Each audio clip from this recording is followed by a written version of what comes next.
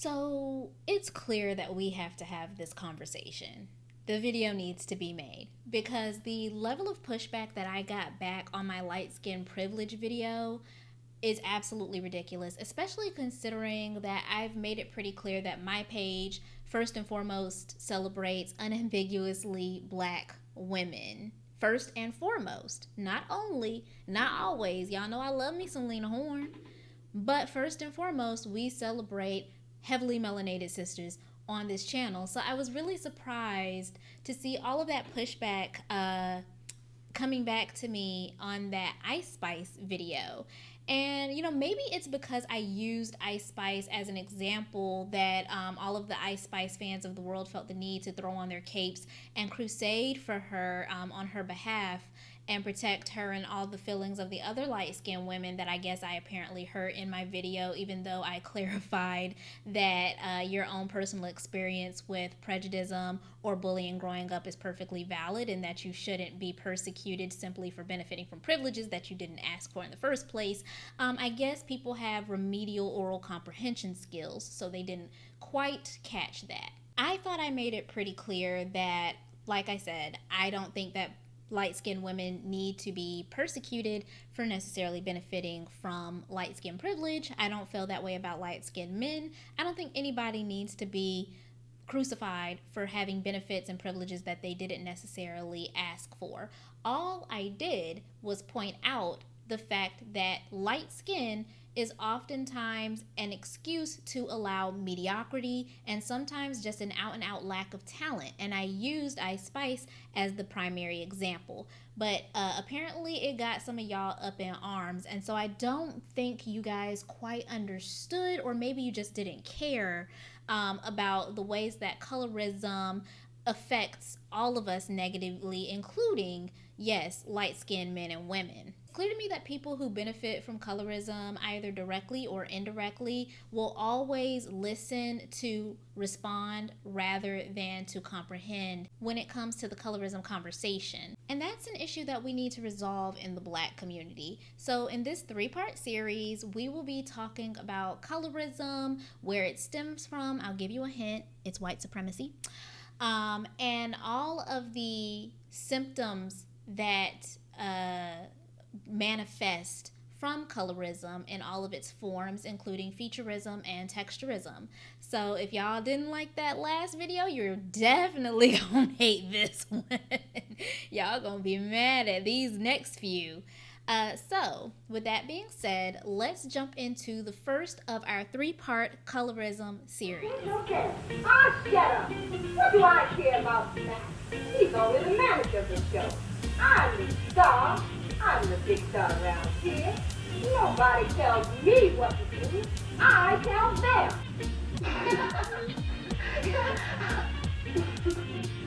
Oh, I'd love to work at Dennis. I do want a job as a secretary. And I could handle it. A house is residential with a lot of rented rooms. Then they cram it full of beaten up, broken down cactus and back streets of Paul and let them go rent cringe. Why don't you hold the slipper in your hand? You know, the Cinderella slipper that would give you what shoulders get. And inside of the slipper you can have all the letters written out. Oh. It's good, Indiana. Gosh, I never thought I'd have to learn anybody like you. I'm glad you enjoyed your vacation. Vacation? How come you can't work? A few countries and continents that were affected by white folks' rich history of colonization would be Portugal, Spain, the early Ottoman Empire, Mexico, most of Central and South America, several islands in the Caribbean, and although some countries in East Asia were never colonized by Europeans, the neighboring countries that were colonized influenced the spread of colorism within them. This is just to give you an idea of how far spread European colonialism was. So the disease that is white supremacy is far-reaching and highly infectious, being spread like wildfire by folks who had to fool themselves into believing that they were better than everyone to justify their own barbarism.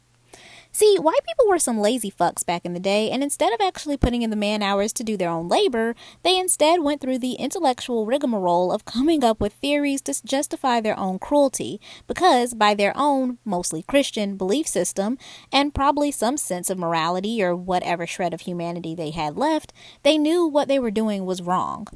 So in the 1600s, the concept of race emerged as a tool used to justify the enslavement of black people, and in the mid-17th century, Swedish naturalist Carl Linnaeus proposed a classification of humankind into 4 distinct races. This theory was then used as a means of justifying the forced labor of Africans, as they were viewed as being biologically inferior to Europeans intellectually, but superior to them physically. Like big dumb gorillas that needed to be governed. This is the context with which race emerges as a social construct in our society. The anti-blackness that permeates our society today is no surprise when considering the sinister origins of race as a social construct. Anywho, let's move on because this video isn't about white supremacy. Not directly, anyway. I just wanted to lay the foundation for the rest of the video and show the colorism defendants exactly what it is they're defending. So with all this context, y'all sure you still want to defend white supremacy light? I mean colorism. You sure? Okay, I'm just asking. We're moving on. Now let's narrow the scope down a bit to American chattel slavery and colorism. I'm sure we're all familiar with the origins of colorism during chattel slavery. The reason for slave masters' favoritism of light-skinned slaves are varied, but all of them are rooted in anti-black racism and white supremacy. And I use the word favoritism loosely because slavery is still slavery whether inside or outside in the fields. Often lighter-skinned slaves were relegated to domestic work in the house, which was idealized because it meant better working conditions, better meals, better clothes, sometimes even shelter within the master's home. However, it also meant near constant surveillance under the watchful eye of the master, the mistress, and their children, which carried with it its own set of problems and stressors. These individuals were highly accessible to their tormentors on a regular basis, which may be why I've read somewhere that house slaves actually made more attempts to escape than their field hand counterparts. Now, that's just something I had heard or read, and I can't substantiate it. I couldn't really find that source. I just remember reading it somewhere. If you guys know this to be true or false, and you have a source, can you please leave it in the comments? I would really appreciate it. One reason for white folks preferring light-skinned slaves in the house was the belief that they were more palatable, less unruly than their dark-skinned counterparts, mostly on the basis that they looked more like their white masters. This also made them more palatable for doing things like serving during parties and social events. There was the unfounded belief that they were more intelligent or trustworthy than the darker-skinned field hands. Another more obvious reason was that oftentimes these were the second families of the masters and mistresses of the house. Oh yeah, make no mistake. The illegitimate biracial children running around weren't just being made by the men of the households, although they were definitely more likely to be. And because white people believed their own hype so much, they would go out of their way to specifically purchase mulatto, quadroon, or octoroon women. For those of you who aren't familiar with those terms, a mulatto is a biracial, so half-black person. A quadroon is someone who is a quarter black, and an octoroon is someone who is 1/8 black. These light-skinned women were intended as bedmates for the masters of the house and were called fancy maids, and they fetched a high price at auctions, so much so that an entire market was dedicated to them, and this was known as the fancy trade.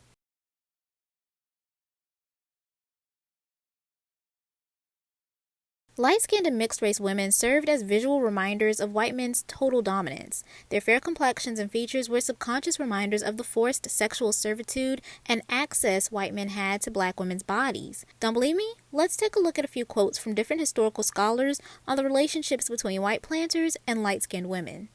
Historical scholar Walter Johnson wrote in his book, Soul by Soul, Life Inside the Antebellum Slave Market, that the fantasies slave owners and traders projected onto their slaves' bodies served them as public reflection of their own discernment. They were the arbiters of bearing and beauty. Their slaves were the showpieces of their pretensions. Their own whiteness was made apparent in the bodies of the people they bought, by buying themselves access to ever more luminous fantasies of their own distinction. Edward Baptiste believed white men's particular fixation with light-skinned women was the promise and pleasure via rape that they represented. He claimed, the obsession with fancy maids evolved out of histories, i.e. rape, personal and social. This proximity to whiteness was not only fetishized sexually, but socially as well, as it was this proximity to whiteness that began to shape the perception of mixed race and light-skinned women. On the auction block, they were described as fair and soft and lovely, descriptors often reserved for white women. In the fancy trade, it was not uncommon to advertise these women as intelligent, honest, temperate, or of high character, all positive attributes with ugly origins rooted in white supremacy. But it was these very ideals that granted these light-skinned women and their offspring the occasional privileges, such as education, better clothes, lighter housework, potentially even freedom. Maybe these mixed-race women would even enter into a common-law marriage and be granted some protections. And some protection, some privilege, no matter how precarious, was better than none. Hence how we come to Black people carrying colorism beyond the plantation into Reconstruction and beyond.